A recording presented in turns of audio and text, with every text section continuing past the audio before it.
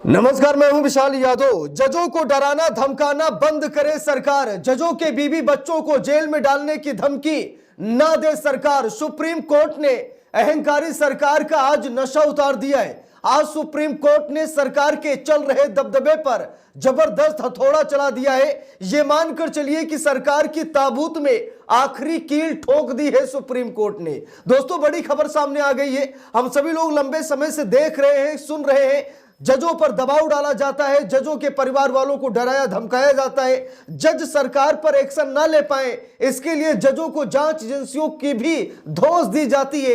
यहां तक कि जांच एजेंसी को जज के पीछे लगा तक दिया जाता है। और जो जज ज्यादा ही सच्चाई के रास्ते पर चलते हैं, शायद उनके साथ अनहोनी घटनाएं भी होती हैं। जज लोया का नाम इतिहास के पन्नों पर दर्ज है। दोस्तों, बड़ी खबर सामने आ गई है, जहां पर सुप्रीम कोर्ट ने न सिर्फ एक जज की बर्खास्तगी को निरस्त किया, बल्कि सरकार के ताबूत में आखिरी कील भी ठोक दिया है। दोस्तों, खबर बहुत ही दिलचस्प है। यह मानकर चलिए कि अगर हमारे देश की न्यायपालिका स्वतंत्र है तो सरकार की मनमानी नहीं चल पाएगी, सरकार की तानाशाही नहीं चल पाएगी। इसलिए हम सभी लोगों को न्यायपालिका का साथ देना चाहिए, न्यायपालिका को बचाना चाहिए, क्योंकि न्यायपालिका ही हमारे अधिकारों की रक्षा करती है, संविधान की बात करती है। नहीं तो ये सत्ता के लोभी, कुर्सी के लोभी ये संविधान को भी रोंदने में तनिक सा भी संकोच नहीं करते हैं। अब दोस्तों, यहां पर देखिए, जनसत्ता अखबार में छपी इस खबर को देखिए।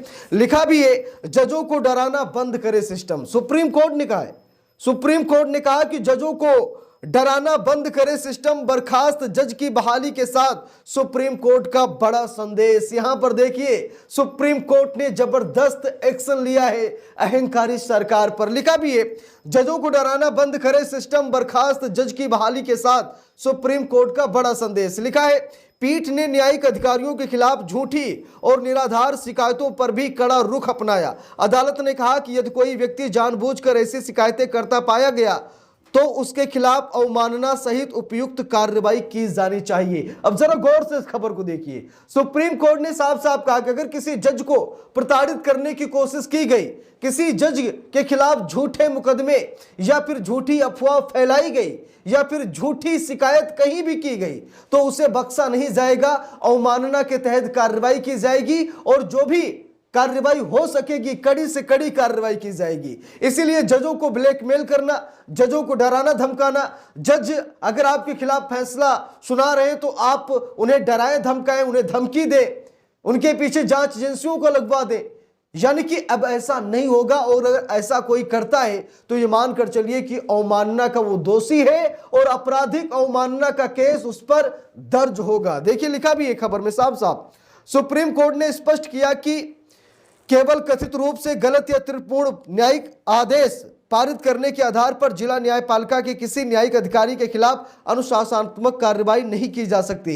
न्यायमूर्ति जेबी परदीवाला और न्यायमूर्ति केबी विश्वनाथन की पीठ ने मध्य प्रदेश के एक न्यायिक अधिकारी की बर्खास्तगी रद्द करते हुए सुप्रीम कोर्ट को करते हुए हाई कोर्ट को इस तरह की यांत्रिक कार्रवाई से सावधान रहने को कहा है। दोस्तों, बात यह है कि मध्य प्रदेश जिला जज को सस्पेंड कर दिया गया था, बर्खास्त कर दिया गया था, क्योंकि यह आरोप लगा कि उसने गलत फैसला सुनाया। हाई कोर्ट ने, मध्य प्रदेश हाई कोर्ट ने उस जज को बर्खास्त कर दिया। तो सुप्रीम कोर्ट ने कहा कि इस आधार पर जज को बर्खास्त नहीं किया जा सकता कि जज ने कोई गलत फैसला सुना दिया या जज ने ठीक फैसला नहीं सुनाया है। इस आधार पर किसी जज को बर्खास्त नहीं किया जा सकता। जांच कीजिए, पड़ताल कीजिए। अगर जज ने गलत फैसला सुनाया है तो हाई कोर्ट है, हाई कोर्ट उसे रद्द कर दे, मामला सुप्रीम कोर्ट में जाएगा, सुप्रीम कोर्ट रद्द कर देगा।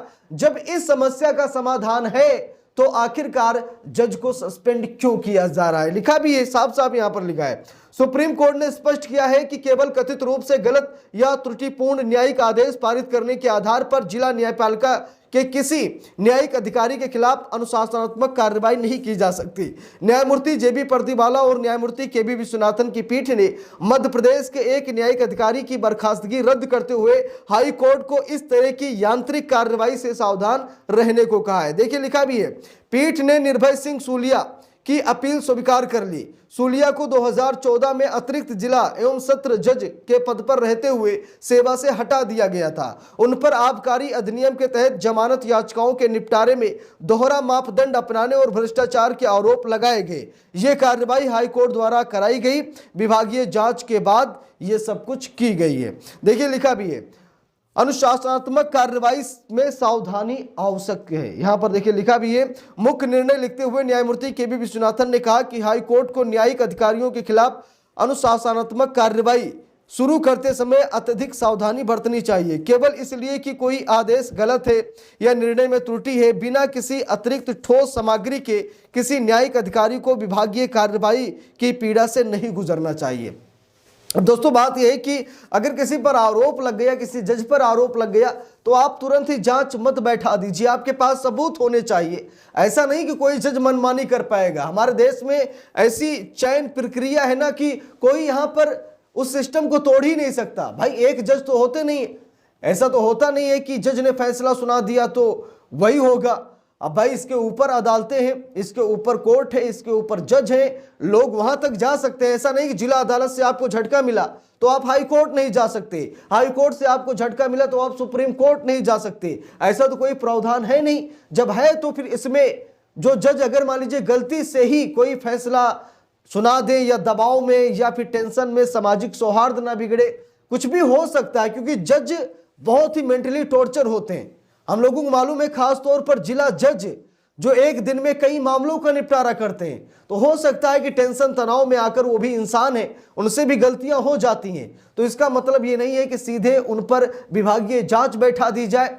ठीक है, अगर जज ने कुछ गलत किया है तो सजा मिलनी चाहिए, लेकिन इतनी बड़ी सजा मत दीजिए कि उसकी सालों साल की मेहनत पूरी तरीके से बर्बाद हो जाए। क्योंकि कुछ ही ऐसे जज हैं जो निष्पक्षता से मेहनती हैं, ईमानदारी से काम करते हैं, तो उनका सम्मान करना चाहिए। देखिए यहां पर लिखा भी है, शिकायत के खिलाफ अवमानना तक की हो कार्रवाई। लिखा है, पीठ ने न्यायिक अधिकारियों के खिलाफ झूठी और निराधार शिकायतों पर भी कड़ा रुख अपनाया। अदालत ने कहा कि यदि कोई व्यक्ति जानबूझकर ऐसी शिकायतें करता पाया जाए तो उसके खिलाफ अवमानना सहित उपयुक्त कार्रवाई की जानी चाहिए। बिल्कुल सही बात है।